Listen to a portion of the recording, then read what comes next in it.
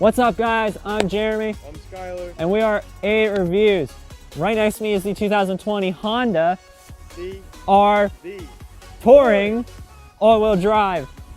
Big, huge shout out again to Delaney Honda here in Indiana, Pennsylvania, and Tim Orlando for always hooking me up with the Honda reviews. And today we're gonna see if the 2020 Honda CR-V can actually take the sales champ crown from the Toyota RAV4 and Subaru Forester. So Honda came up with the CR-V many years ago, and I don't even know which generation this one's in. But anyway, this is Honda's answer to competition such as the recently redesigned Ford Escape, Hyundai Tucson, which I own, obviously, the Mazda CX-5, Nissan Rogue, Subaru Forester, and Toyota RAV4. Those guys are the main competition. There's probably about 21, 22, 20 freaking million competitors in this whole entire segment that we literally would take an hour to put all that together and name them. So, yeah, but now let's get in and let's check this Honda CR-V Touring out. So, starting off with the front end, Skylar's gonna take it from here. Up here on the front we have full LED lights and then full LED turn signals. Down on the bottom there you got LED fog lights as well. And for 2020, Honda refreshed the CR-V and it looks a little bit like a Civic, obviously because it's built on the same platform. But here you get this brand new silver accented bar that goes across here and comes up, and some of the body cladding that the pre-refreshed one has come up. Now overall, I really love the front end of this CR-V. It is really aggressive looking. In addition, you got the new Honda beak, and I think this one's also black. I'm not 100% sure, but your Honda sensing radar has moved up here instead of it being down there. But I think on this overall refresh of the CR-V, Honda did a very nice job. What do you think, Skylar? I like it. I think it makes it look a little more aggressive, even though it still does have a little bit of some, you know, kind of boring and mundane looks. Conservative, that's the word I was looking for. But I do think Honda dressed up this CR-V very nicely. So let's go ahead and run to the side and then I'll give you guys the numbers. So, guys, coming around to the side of the CR-V, there is a few things that are different. But first off, we're going to start off with the mirror housings here. They have an LED turn signal in them. This one has the, I think it looks like a silver or a dark or a more lighter gray roof rails. But yes, this is the touring model, so you're going to get every single option. Down here, there's a little chrome strip. I think that's actually new. I'm not 100% sure. There isn't really too much to go over here other than it's got some pretty decent body lines. But Skylar is going to tell you about the wheel choice here on this touring trim. We got 19-inch rims with 235 milliliter tires all the way around. All right, that's exactly what it is. But Honda does something very few automakers do. I need to release it from the interior. But Honda has a capless fuel filler. Good job, Honda. Thank you for making the CR-V a capless fuel filler, because obviously every car needs that. I even complain on my Tucson that it doesn't have it. So Honda's at least trying to be like a Ford. But anyway, let's go to the back and show you guys around. Guys, I'm sorry, I forgot to mention the length and width and all that sort of stuff, and I can't hide my spec sheet. So I'm just going to go over this quick. It's 182 inches long. The track width is 62.9 and 63.5 respectively, front and rear. Width is 73 inches. Wheelbase is 104.7. Height is 66.5 inches. Now the ground clearance is 8.2 inches. It'll actually be about like 7.8 or 7.7 if I remember correctly if you get the front wheel drive. The all-wheel drive gets a little bit of a suspension lift, which is kind of funny. But anyway, so Skylar's going to go over lighting for you here in the back of the CR-V. Okay, we have obviously the LED turn signal again, the LED rear, the back lights, and then the reverse lights are halogen. Come on, Honda, you shouldn't have cheaped out there. But anyway, I really like these taillights. They have a little bit of a Volvo vibe. If they took this out, I would almost mistake this thing for a Volvo because of how these are shaped. But I do really like how they look. It gives the CR-V a different appearance. Speaking of different appearance, the 2020 models have smoked out taillights compared to the pre-refresh ones. But coming through the back here, you can obviously see the Honda logo is right here. CR-V name, all-wheel drive, touring. But here's where there's a lot of differences. Down here is where the bumper gets refreshed. There's a little bit more silver. There's actually dual exhaust tips, and I'm surprised they show. They are not fake, and I'm so happy for Honda to not be doing that. Also, I gotta say, this rear spoiler is quite aggressive. I'm not used to seeing a car with that aggressive of a spoiler. But we're gonna pull open the hatch here, which it's also foot motion activated. And one thing's for sure, the CR-V has the most spacious cargo area in the entire class. And even if I jump into the back here, with the cargo shade in the way, with the seats up, 37.6 cubic foot of storage. Now, to give you a perspective, my Hyundai Tucson only has 31. So this thing has almost a full 7 cubic foot more than my Tucson does. But then again, my Tucson's shorter, and this thing's longer. But anyway, this one has a cargo shade, but Honda does something very nice. Pull on these levers, and the seat backs go down, because there's a lot of room in this thing in which you actually have to pull on them more. And this is where the CR-V comes out on top with 75.8 cubic foot of storage. That is almost as much as you can get in a Kia Telluride within at least 5 to 10 cubic foot of storage. So Honda does really, really good with their space packaging. But pulling the thing up here, Honda has a donut back here. Yummy. But anyway, they do actually have a donut back here. They do not have a fix-a-flat kit like they had in the Accord, which I find very nice. But one thing I do have to say, this tailgate is kind of a little bit low. Not unless I could push it up a bit. Actually, yes, I can. And this tailgate does go up high, but for taller people like me, it's obviously not going to be a struggle. But now let's go ahead and jump into the interior and go show you guys the interior of the CR-V and see if they made any improvements. So we're going to do a different view, and we're going to show you guys the key fob here. It's obviously the same exact key fob that Honda makes for every single car that they make. Honda, you guys should do a little bit of differentiation with these keys because it's kind of repetitive. But anyway, on this touring model, you do get remote start. Lock it, hold down the remote start button. Lights will flash, car turns on, turn it off. You just hold the button in. Simple as that. But the CR-V comes with a very nice feature that if I actually open the door and close it, and I just walk away from it, it will automatically lock itself just like it did there, which is the feature called Auto Walk Away and Lock, which honestly, I really love that feature. It is definitely a very great addition to the CR-V, and a lot of automakers really need to actually put that on their vehicles. Now, Skylar will walk up with me to the door. Because this CR-V does have keyless entry, there's a little ridged pad right here. Tap on it, it locks it. There is no power folding mirrors, but there is a sensor behind the door handle. The lights will turn on if you have it set to auto.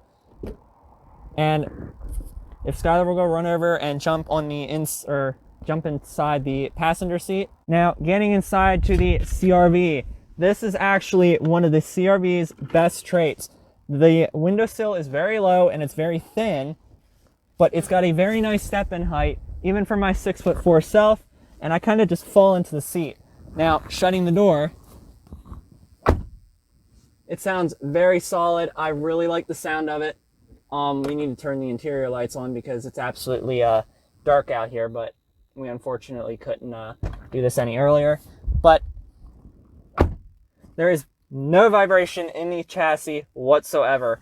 But let's go ahead and put my foot on the brake and push the glowing start button, which is always something cool about Hondas.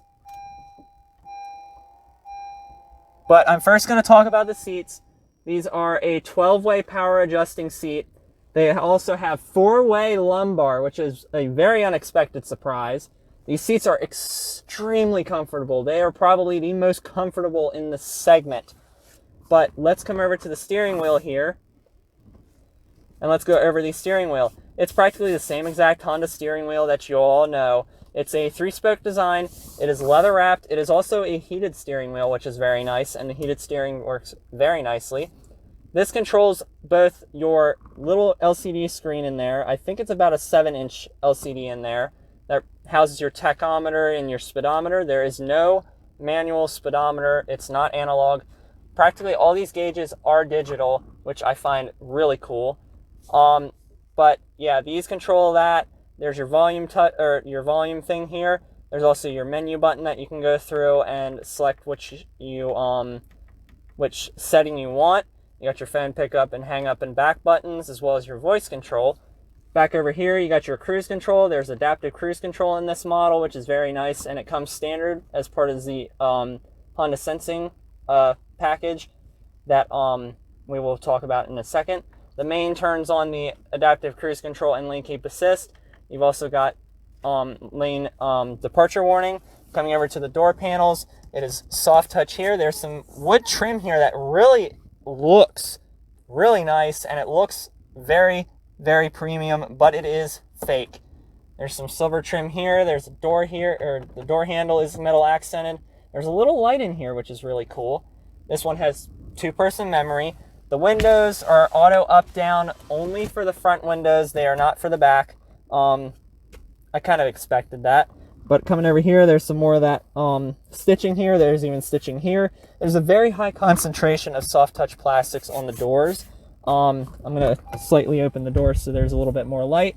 There's a pocket down here. There's your speaker for a 9-speaker Honda branded premium audio system. It is a 330 watt, system, and it sounds really good. You can tune the voice for the sound quality for the subwoofer, which is a very interesting quirk.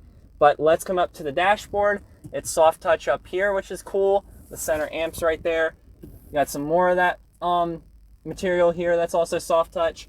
Down here, some more material of soft touch. I'm surprised I do see some of the stitching. I don't know if it's genuine or fake, but there's a little tiny piece of gloss black plastic.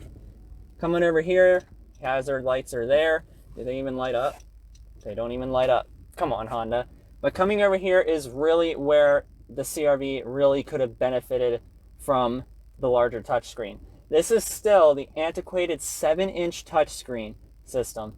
It is very slow, but I'm not going to go into detail with it because I already went into detail about it with the Civic Si that I did. But I'm also not going to go as in-depth over here as well because this is the same exact cluster that you'll see in the Passport review that I did, but those will be linked up there. Back to the steering wheel. The steering is well weighted, actually. It is very smooth. It feels nice. It's got a little bit of play in it, but obviously it is what it is. Your turn signal controls to have the headlights on them. As I said, these are full LED. You got fog lights on this model too. There's your wiper controls. As you can see, the engine start-stop button is red now. But let's come back over here. Honda finally added a volume knob, but there is no tuning knob. Honda. But anyway, here's your dual zone climate control. You got 3-level heated seats up front. I am really surprised on this touring model you don't get ventilated seats. I really wish that was an option because Hyundai does ventilated seats on their Tucson Ultimate. But there is something that's very frustrating about this CR-V here. You can see that there's no knob to adjust the mode, so you actually have to hit the climate button and go in here and choose that, which Honda, that is the biggest mistake you guys are making. I really wish that you guys would have just put a knob back here, because I'm pretty dang sure you could have fit it in there. And as you can see, the menu goes away. You also got heated mirrors on this model, which is very nice. But coming down here, this is your transmission selector, which I kind of actually like this position up here because it's a little bit better reach, and it also frees some more storage down here for the center console. But this controls your CVT transmission. It is still always going to be a CVT with Hondas. You got an electronic parking brake. It is actually the quietest electronic parking brake I've ever heard. It's also got brake hold, which is very nice. You got your auto start stop system off, and you have your econ button, which makes this thing a slug. But you got park, reverse. Going into reverse, you can see the backup camera. It does have trajectory, which is very nice. The camera quality could be a little bit better. It's a little bit crunchy, but you can see it's got a wide view, it's got a narrow view, and it's also got a very close view. So if you're backing up a trailer or you got a wall right next to you and the spot is very tight, you can easily fix that, which I find very nice. But let's come back over here. There is no adjustment button up here for the brightness, which you actually just have to turn this to do that, and it goes really low to the point of where you almost can't even see anything. But yeah, that's practically what it is. Coming down here, you actually have a Qi wireless charge mat. This comes on the touring model only. But you know, it is what it is. Coming over to the sides here, you still have more of that plastic wood trim, which it still looks very nice, but it's really plasticky. You got two cup holders down here, but this is where the CR-V really starts to show its chops. This whole area takes inspiration from the Civic, but watch this. The CR-V is the only vehicle in the class to have a sliding center armrest, which is very nice. You can also pull that open to expose this tray that slides forward and backward. You can also pull this out of the way and fold it up to expose this really deep cubby here with a 12-volt port there. And you also got two USB ports up front here, I forgot to mention. This is really huge. It's probably got to be the biggest in the segment. But let's come back over here and expose the glove box. The glove box does not have a light in it. It is dampened, I think, barely. Well, it is dampened. It is not lined with felt. I do wish there was a light in there. It's a decent size. It's not too bad. Coming up here, we gotta see if it passes the visor test. 1, 2, 3. Yes, Honda! Good job! I always know Hondas pass. This is a brand new car, by the way, so that's why there's plastic all over it. But coming over here, this is where the CR-V really could have benefited from a panoramic sunroof, because this is a single sunroof, but this is also what I call the worst design, because the sunroof slides into the body, which will cut down on rear headroom, which honestly I really am not a fan of. But you also got a manual sliding cover there. Coming in through here, you have halogen lighting in the interior. I wish Honda would have actually put LEDs in there, but as you can see, there's the toggle for your door open switch. You got HomeLink up here. You can open this to expose your little cargo cover or cubby for the if you wear sunglasses. But also, this is weird. It has a little pop-out mirror so you can see your kids back there if they're being bad. So it's nice to know that Honda actually can, or it is doing that. But I will say that if you're sitting up close to the steering wheel like I am, it is very hard to see this side and in behind you because it's quite narrow of a field of vision. I wish that Honda would have flipped the lights in that back. Ready? 3, 1, 2, 3. Good job, Honda. You didn't cheap out like Volkswagen did with the Jetta, as Straight Pipes found that out. I really love the interior of this thing. It's absolutely impressive, the quality and the comfort that this thing has. Also, this passenger seat does miss out a lot. It misses out because it's only 4-way power adjustable. But anyway, let's go jump into the back, and I'm going to have Skylar go over everything in the back. Coming in the back here, we seem to have plenty of legroom and tons of headroom. I'm 5'8", and that's a lot of room if you're bigger. Down here in the middle, we have 2 USB ports and your air vents for your heat and AC. And then coming over here, we have your leather, your hard plastic here, and then that same wood-looking plastic stuff, and then you got your leather stitching here, down here on the handle, and you got your cup holders down here. A little bit more storage after that, like a tiny little subwoofer, or like a tweeter speaker. You got your door handle, obviously, and for the window test, see if it passes. God, Honda. Honda, come on! At least it goes all the way up. Obviously. And then for the seats here, your seats recline. Your little latches here, up here by the headrest. They do not slide forward and backward. This seat comes back. You got your cup holders in the middle here. You fold down this middle seat. I think that pretty much sums up the back seat. Let's go under the hood and see what's going on in there. Because there's some pretty big news under the hood of the CR-V.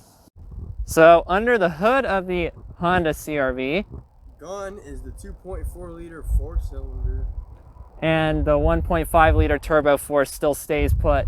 But obviously, me with the turbos, I really love them.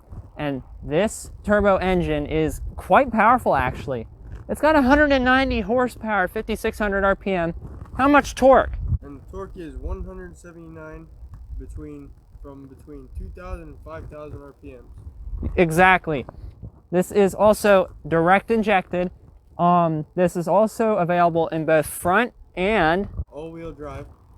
This is not a Dodge Charger, but it's only hooked up to a CVT transmission, which Honda CVTs are actually really good. They are not as good as Hyundai CVTs, their new IVT, because I had it in Elantra for 2 weeks after my accident. But fuel economy, oh boy, this is where the Honda CR-V excels. It is 27 city, 32 highway, and 29 combined. Isn't that one of the highest in the class, Skylar? That is really good. And also, curb weight, surprisingly, it's actually pretty light for the size of this thing, and it comes in around 3,600 pounds. But, Skylar, how much pounds of boost does this thing make? 18.5. 18.5. That is a lot of boost, so definitely this thing will have a lot of oomph off the line. Also, the towing capacity is 1,500 pounds. Oh, I'm so weak. But let's go ahead now and talk about safety, because the CR-V is one of the most comprehensive safety equipped vehicles in the class.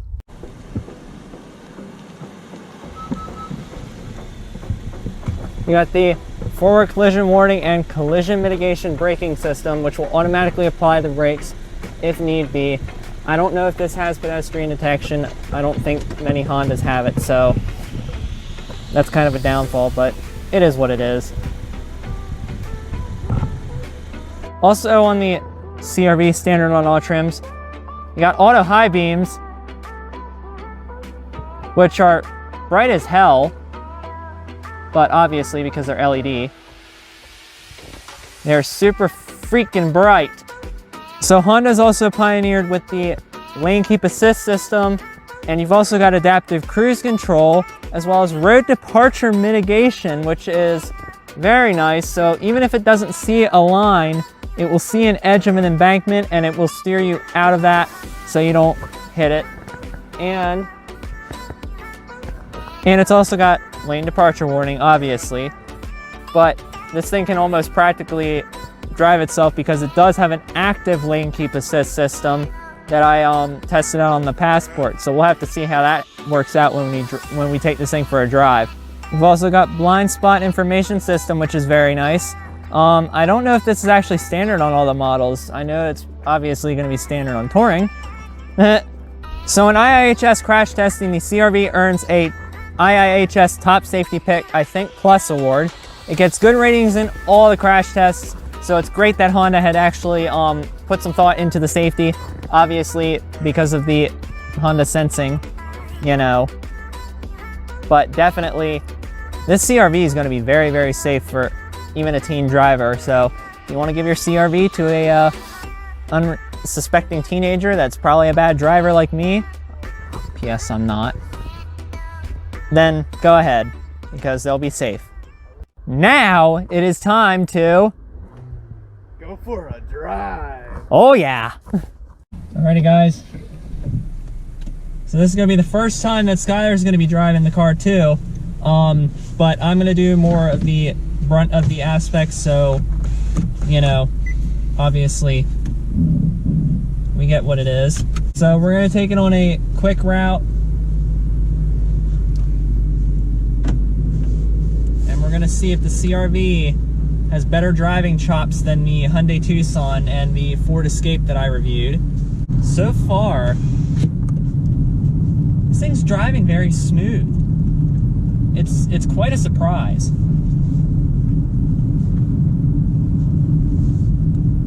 Okay, the brakes, there's you can feel the bite point of the brakes. I'm gonna step on it here. There's a little bit of a delay in the way that this CVT works, I have to say.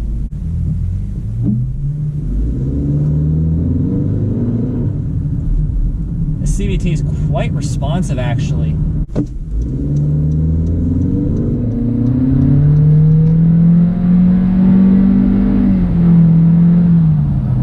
It was already up at 50 after I stomped on it, and the auto high beams just went on and turned off.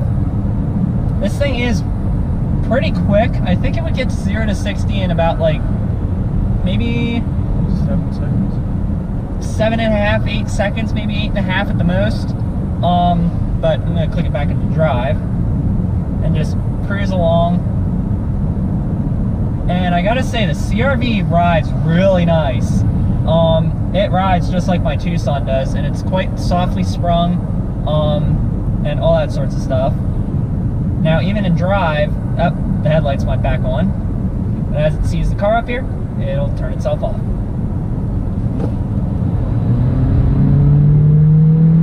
This has no problem picking up speed. I think it probably has some fake gears put into it, obviously to make it more natural.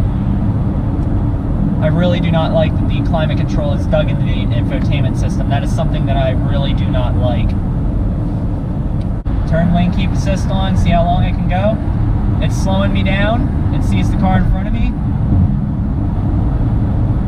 Now it's surprisingly not taking me outside of the lane, but I'm just cruising along, adaptive cruise control set, just letting the car do its thing. And it's not pondering me between the lines. I'm really surprised about that. And I've still got my hands off the steering wheel. There it goes. But I'm gonna put this thing back in econ mode because this thing's a slug in econ mode. I'm traveling 22, 23, and here we go. That's a lot of delay. There's 60, and that's it. Now as we go around this turn here, I'm going to put it back in sport mode. I'm going to kind of chuck it around this corner. The CR-V, feel the body roll, but it handles real tight.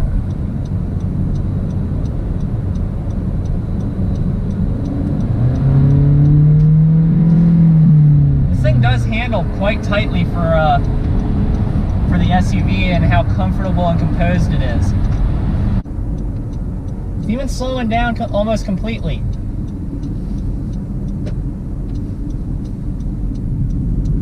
It is almost completely slowed. That's wild. So now let's get Skylar in the driver's seat for the first time to see his initial reactions on the driving of the 2020 CR-V. So now he's in the driver's seat of the 2020 CR-V Touring.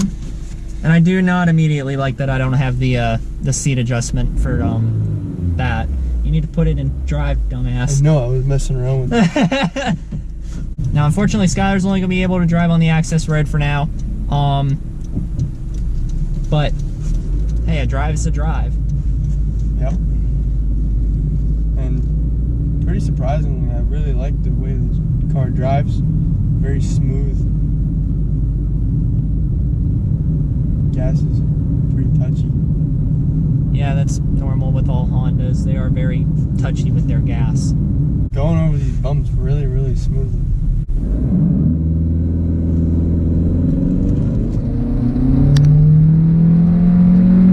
Surprisingly, this thing doesn't launch too bad.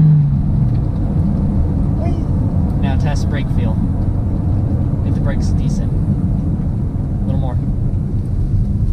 This thing does stop pretty quick. Now, what do you honestly think, Skylar, of the 2020 CR-V and how it drives? It's a really nice car. Now, it's really smooth. Now, granted, he didn't get to drive it on the road. Someday he will. But he definitely likes it. I definitely like it. It's probably one of these smoother driving compact crossovers in this class. So definitely, yeah. Definitely this thing. I have high faith it's going to get a nice review score. What do you think? Oh yeah, definitely. So, with that being said, let's go over the review score.